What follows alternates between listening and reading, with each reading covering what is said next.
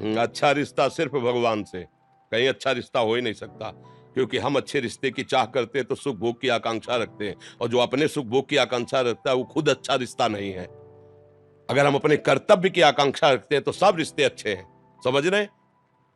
हम जानते हैं ये पत्नी है हमारी, इसको हमारे प्रति एक कर्तव्य करना चाहिए, लेकिन तुम पति हो, तुम्हारा क्या कर्तव्य है? ये माता पिता हैं, इनको हमारे प्रति एक कर्तव्य, तो तुम्हारा क्या कर्तव्य है? तुम अपने कर्तव्य को देखोगे तो हर रिश्ता अच्छा हो जाएगा, और जब तुम दूसरे के कर्तव्य को अपने भोग के लिए देखोगे तो हर रिश्ता कड़वा हो जाएगा। इस बात को गांठ बांध लो।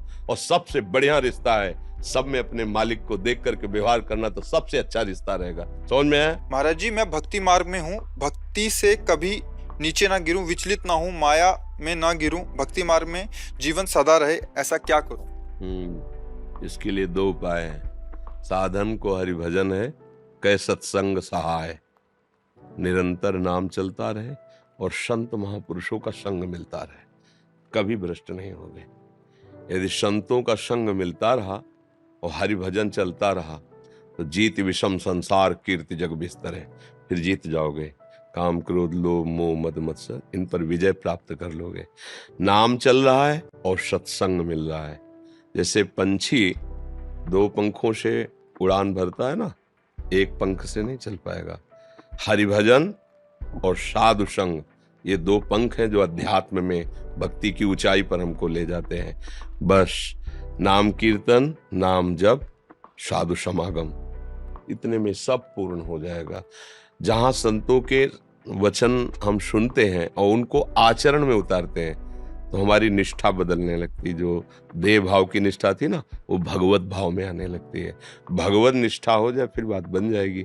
देह निष्ठा में क्या है कि जैसे चल रहे हैं, भजन कर रहे हैं, और कभी कोई भोग अवसर आया जो नहीं करना चाहिए तो लगता है भगवान तो है ही ना, उनको तो फिर भज लेंगे, अब इस भोग को भोग लेते हैं। बस वो अज्ञान उसको भ्रष्ट कर देता है। 100 में अधिकतर यहीं गिर जाते हैं।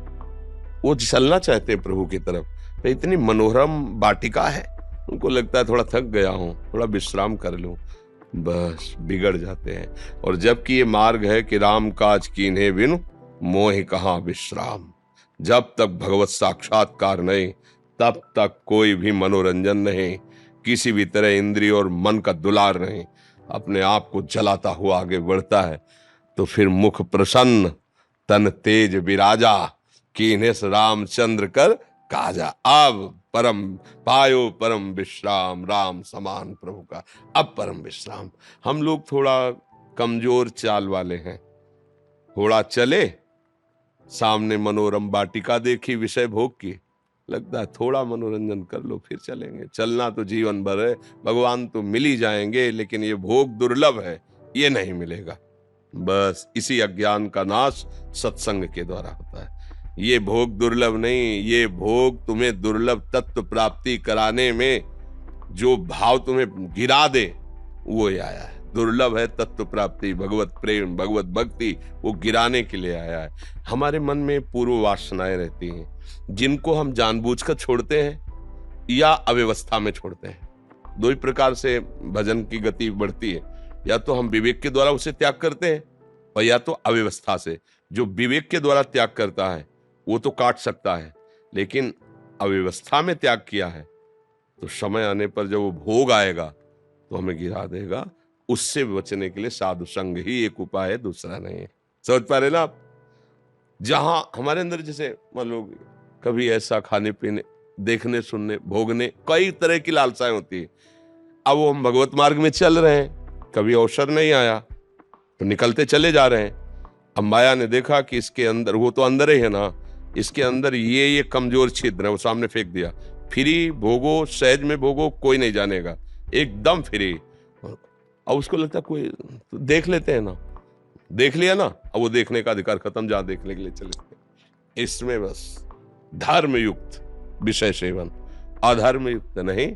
तो इस साधु समागम से पता चलता है कि हमारा धर्म क्या है, अधर्म क्या है। तो साधु समागम नवीन उत्साह भजन का प्रदान करता है। रोज नवीन, रोज सत्संग सुनो तो आपको एक नया जीवन रोज लगेगा, नवीन उत्साह। और भजन से क्या होती है, भूमिका बनती है, बल आता है। बल जैसे जैसे बढ़ता चले जाएगा, माया को परास्त करते आगे बढ़ते चले जाओगे। आज कुछ भक्तों ने आपके श्रीमुख से नाम चाहा। हम तो राधा वल्लभ श्री हरिवंश राधा राधा जपते हैं। बस देखो, मनुष्य जीवन अत्यंत दुर्लभ जीवन है। भजन चाहे कम हो, शराब पीना, मांस खाना, पराई माई दाई की तरफ गंदी दृष्टि रखना, दूसरे को दुखी करके सुखी होने की भावना रखना, इनका त्याग कर दो।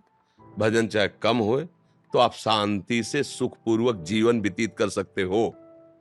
और अगर ये करते रहे तो चाहे जहां चले जाओ, चाहे जितने जंतुर बंधवा लो, चाहे जितने आशीर्वाद, चाहे जिनके हाथ माथे पे रखवा लो, कुछ नहीं होने वाला। तुमको हम स्पष्ट बता रहे, राधा राधा बोलो, सच्चे आचरण से चलो, तुम भगवान के अंश हो, तुम सुखी ही रहोगे।